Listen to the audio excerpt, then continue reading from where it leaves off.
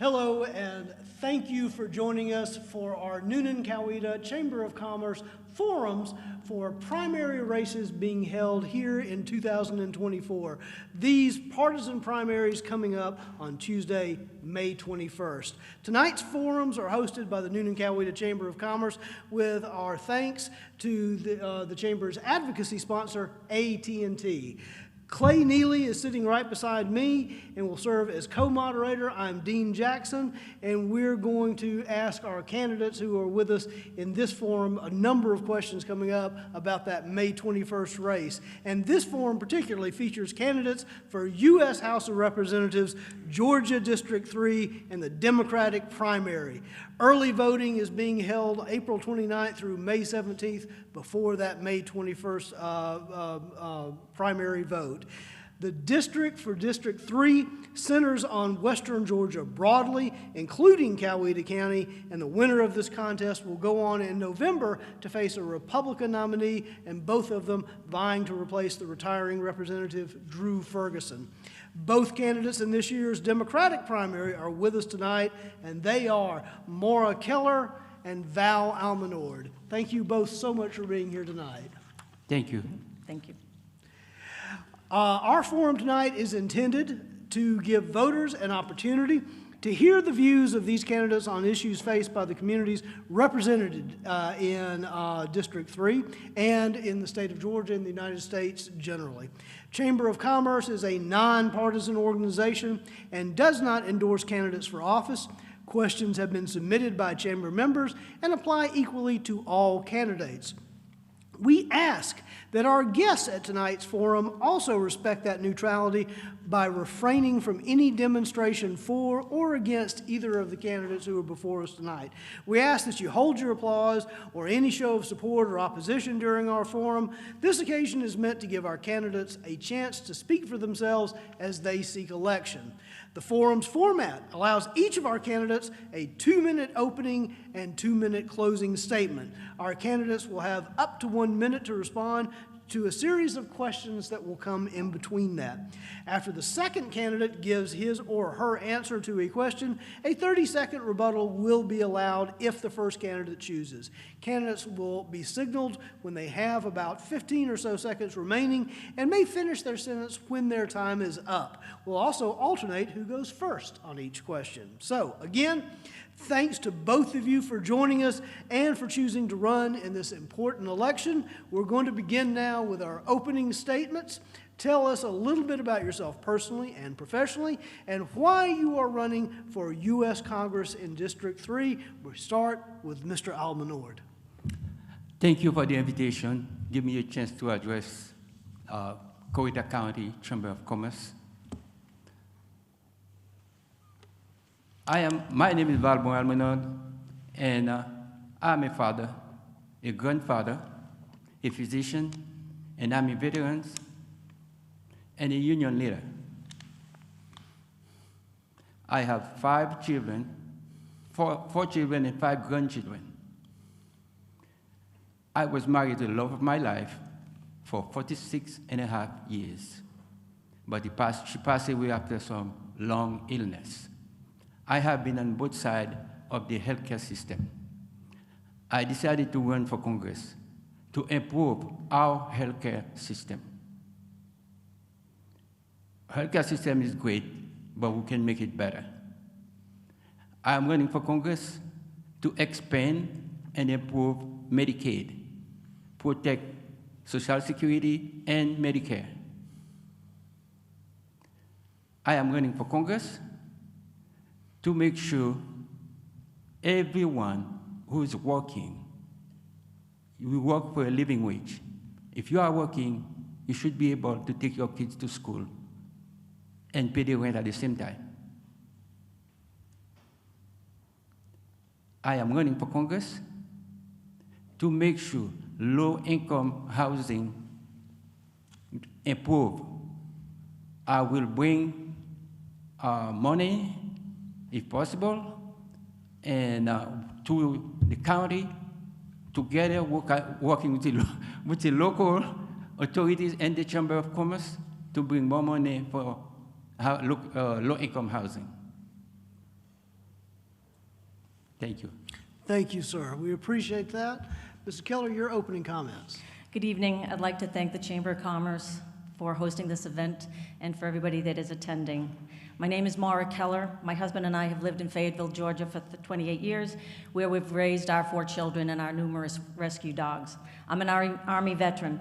I started out as an enlisted military policewoman and retired as a lieutenant colonel. I'm airborne qualified, and throughout my military career, my accolades and my awards were always centered around leadership, which allowed me to be the recipient of the General Douglas MacArthur Leadership Award.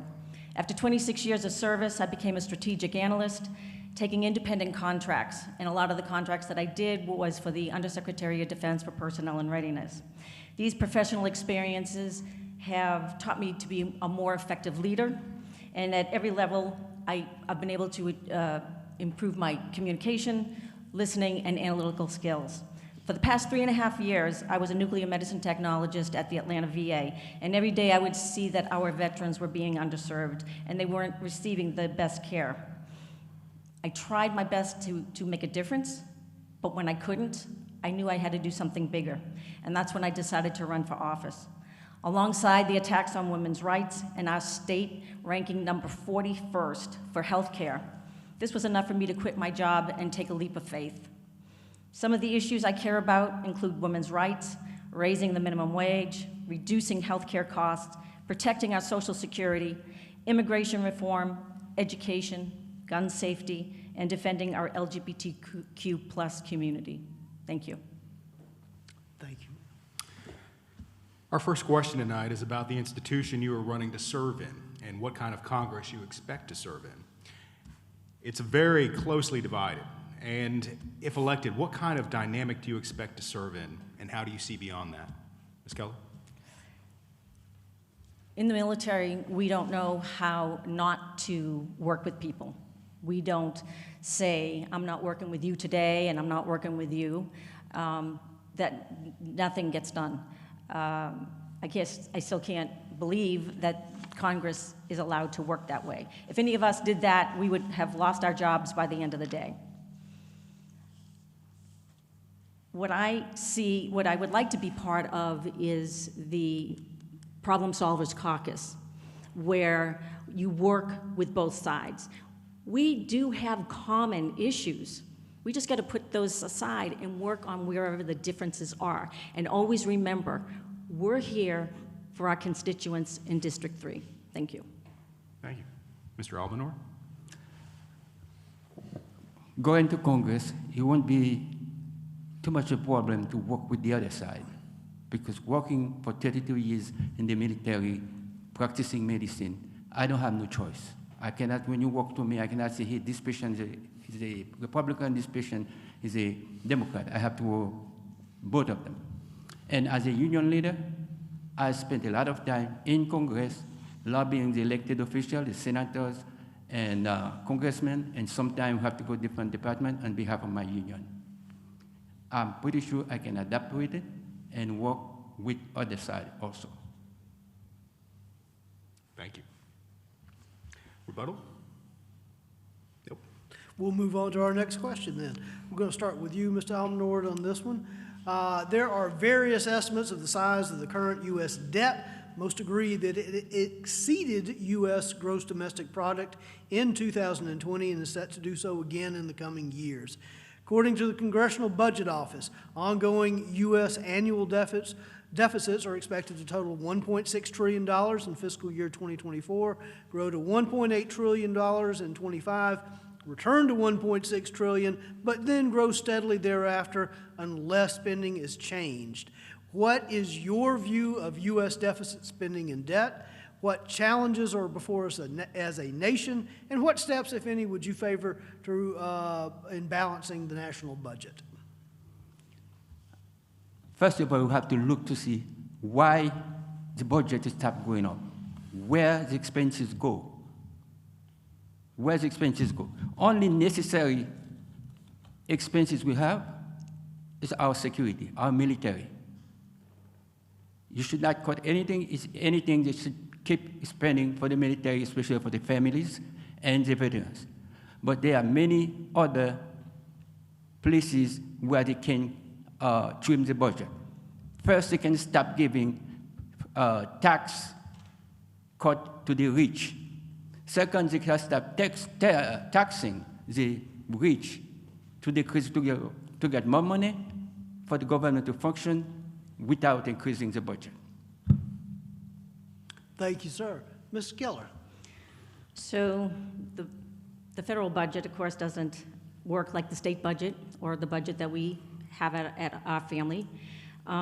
We got to make sure that we're just not slashing services across the board. We have to really pay attention to where, if we do need to make the slashes, where that would be. We need to increase the revenue. That's one of the big areas. We got to look at those that have received the most, that they maybe should be paying their fair share. Same thing with the corporations. We must appropriately enforce the tax code. And we must invest in the American people so they can thrive. Thank you.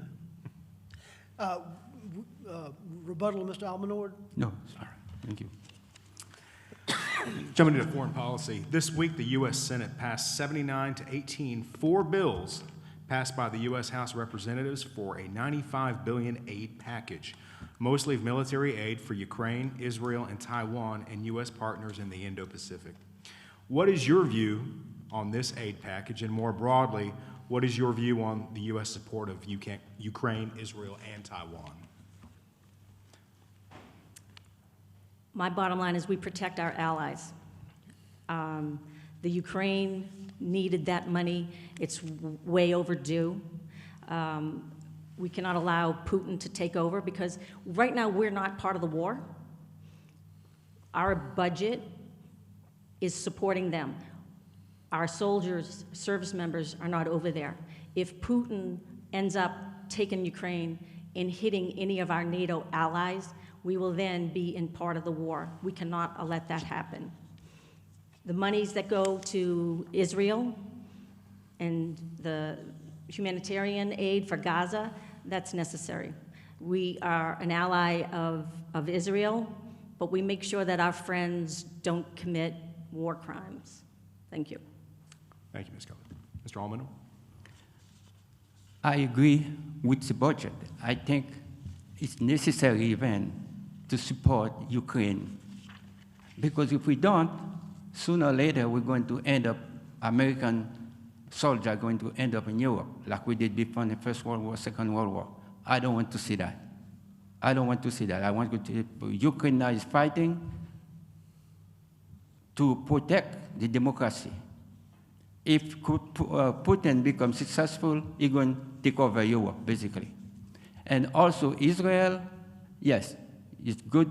We support Israel and the Palestine also at the same time because they need some money also for themselves.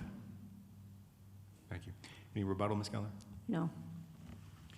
Going to ask you to expand a little bit on what you think both of the House of Representatives as an institution and perhaps characterize yourself as a leader as well. Tell us a little bit more about yourself as a leader and as a potential congressman or congresswoman. What qualities do you think make an ideal elected official in the U.S. House of Representatives representing District 3? Mr. Albanor, we'll go to you first. I think right now the House of Representatives is in chaos. We need a good leader. Someone can make compromise. Someone who knows how to talk to each other, because we all got something in common. We have to find a common path to make it work. We have to remember why we went there. It's to work for the people, not for the special interests or for ourselves or to raise money continuously, but to work for the people, to talk to each other.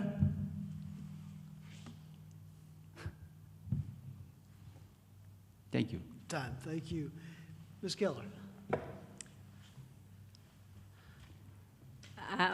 For me, I have integrity, strength of character, and moral conviction. And I think those are very, very strong characters that a person should come in with, that they can't be bought. And there's something about me, one of my NCOs when I was a young lieutenant pulled me aside and he said, look, I want to give you a little bit of advice. always remember where you came from. Because I started out as enlisted, I was the lowest man on the totem pole. He also said, always remember that the decisions you make or you don't make is going to affect that soldier in the field. And I have always remembered that. And that's how I'm going to come into this district, by whatever decisions I make or don't make is going to affect somebody in this district. Thank you. Rebuttal or expand on your remarks? It's okay. All righty. Thank you. Our local post office facility in Palmetto has recently come under fire for its failure to perform seemingly basic functions regarding ensuring timely mail delivery. What, if elected, should residents expect from you in finding a solution to this ongoing issue with our post office? Ms. Keller? Oh, Well, right now, this is extremely important since it's an election year. And this has been happening for a little bit of time, and I have no idea as to why it's taking as long as it has. Because before, we never had a problem. Why all of a sudden are we having it? I know the Senator Ossoff is actively working on this, but we cannot allow right now how important it is for the election season. Right now for the primaries, we can't allow any of our early voting that is done by mail to not be counted. Thank you. Thank you. Mr. Almanor? the problem started since LaJoy became the director or head of the postmaster. It's decided basically to try to cut down the post office. We have, President Biden tried to remove him, but by law he could not because the commissions complicated there, he could not remove it. However, I think we should work together. Congress should pass regulation to force him, Mr. LaJoy, to force him to act differently towards the post office, but the customer need to receive their letters. Some people waiting for their medication from the post office. Some people waiting for letters. Some people waiting for check. Still, some people receive check by mail. I think we should take a measure to make sure he take decision to correct the post office problem. Thank you. Thank you. Any rebuttal, Ms. Keller? No. All right. We'll change up just a little bit the way we've gone about this, and we're going to ask you about some of the views that you've expressed to the Chamber of Commerce, actually. Each candidate, by the way, that, appearing in our forums, was given the opportunity to complete a general information questionnaire ahead of this forum. Those responses are available on both the Chamber website and will be accessible to the Newnan Times Herald website as well. As a part of that, we ask you to, among other things, list some of the greatest needs that Coweta County had to continue its general prosperity, and also ask you, if elected, what do you want your greatest accomplishment to be during your term of office. I'm going to turn to Mr. Almanord in this case. We're going to turn to both of you and characterize some of your responses and ask you to expand on those a little bit. Both of you will be asked this and given up to 1 minute, and their opponent would have 30 seconds to respond if they would like. But Mr. Almanord, for your minute, please, if I could. You listed the greatest need in Coweta County to continue its prosperity is access to health care, infrastructure investment, and encouraging economic development in the county. And you also expressed that you hoped your greatest accomplishment would be that you will introduce legislation and advocate for policies that align with the needs and values of your constituents, addressing issues such as healthcare, education, infrastructure, and economic development. If you could expand on that a bit, please.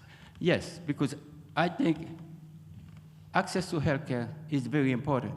If you have a healthy population, that means you got a healthy society, everybody working to healthy. You need access to healthcare. To get good access to healthcare, right now, the best way to do it, if you can expand Medicaid and improve it, makes Medicaid care, makes Medicaid cards easy. When you go to a doctor, you should receive the same treatment as if you have Blue Cross Blue Shield. It should not be different. And that created a more healthy society, especially for the low income. And beside that, the healthy society, the healthcare need to be improved. We need to improve the ACH. That's what I mean. We need to improve ACH. Right now, the deductible from ACH is too high. We need to improve it too. Thank you, sir. Ms. Keller, Mr. Neal is going to ask you about your responses, but did you have any response to anything you heard? No. All right, I'll turn it right over. Well, it kind of dovetails a little bit into that. We're under your greatest needs. You had mentioned the increase of population might require the need for another hospital and potentially more affordable housing. Can you expand a little bit on that? Well, having been here at Newnan Hospital a couple of times, there's an extremely long wait time if you have to go to the emergency room. And so we've really got to look to see about having another hospital, because you had some medical facilities that did close. And with the expansion of the area, because everybody loves, it's a perfect area because you're so close to Atlanta. But yeah, you're going to need to get, I think, another hospital. And the affordable housing. So many equity firms came in, bought up affordable housing. So if you are older, like in your 60s, if you wanted to downsize, there is no place that's affordable for you to be able to go. And for those people that want starter homes or to get out of living with mom and dad, there really aren't places for them to go. So we have to, a lot of people, when I am in the districts, they say they would like to see tiny home communities, which is perfect for both sides. Thank you. Thank you. Any rebuttal, Mr. Almanor? No. All right. Thank you.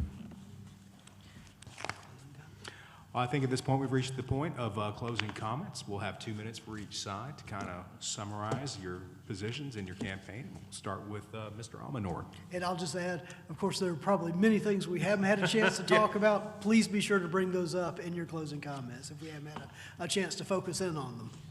Thank you. As I say, I'm running for Congress to serve the people.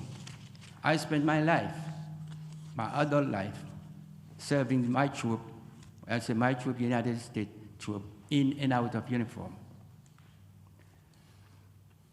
Also, I joined the union to help the less fortunate than I, because as a physician, I didn't have to, but I did.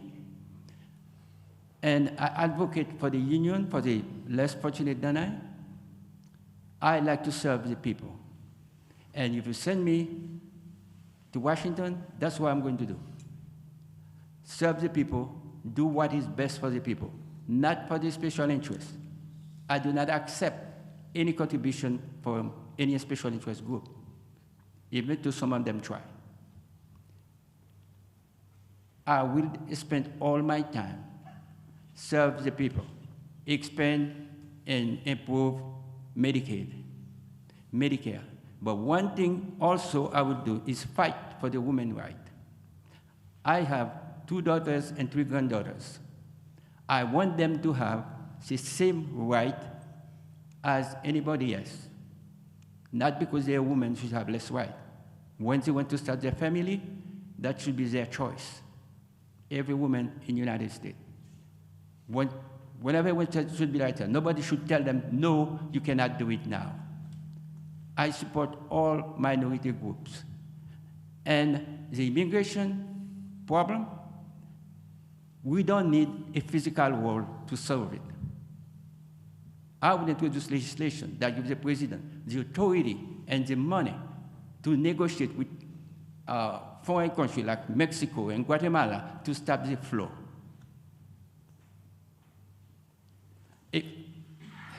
Thank you. What's important to me is the reproductive health care for women. Nobody should tell a woman when it's time for her to start a family, whether she can afford it, whether she's mentally available, whether she's economically. Nobody other than the woman and her doctor. No woman should be on death's door or have her health be compromised because the government is involved in her health care. So we've got to codify Roe v. Wade. And the only way we're going to do that is if we get the Democrats elected and be sent to Congress. Economic equity is huge. 2009 was the last time we changed the rates. And you figure $7.25 is supposed to be a livable wage, and it is not. If you look at Georgia, it's $17 and plus. And so we've been looking at what we call Patriot Pay. Make it $17.76. We think we can get people behind that. But we've got to give people a livable wage. We can bring them up where they don't have to worry about can I afford my health care? Can I afford my meal? Can I afford my rent? Can I afford my car payment? With $7.25, you cannot. The other one is, of course, Medicare expansion. We do believe in universal health care, where you should not have to make a decision whether or not you can get help. I know people that I worked with at the hospital that their pills, $30,000 a month.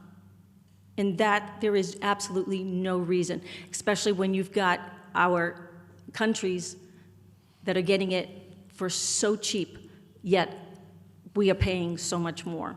Thank you. Thank you so much. We appreciate both of you. That does bring us to the end of our forums. Again, I know there are so many things that we could have touched on that we just don't have time for tonight, but people can find out more about your campaigns and you as individuals through the Newnan-Coweta Chamber of Commerce website, as well as the Times-Herald, as well as your own websites as well. I just want to take a moment and thank AT&T, who is the advocacy sponsor for these forums, both the Democratic forums, the Republican forums for this year's primaries, as well as our nonpartisan races here in Coweta County. Also want to thank the Central Educational Center and the student interns who have been filming tonight's program, and we're going to put this on so that our whole community can see this forum as well. And on behalf of the Newnan-Coweta Chamber of Commerce, I want to thank both of you, Mr. Almanord and Mr. Keller, for both coming tonight and for standing for this very important office. I think you did well, and we appreciate it. Thank you. Thank you.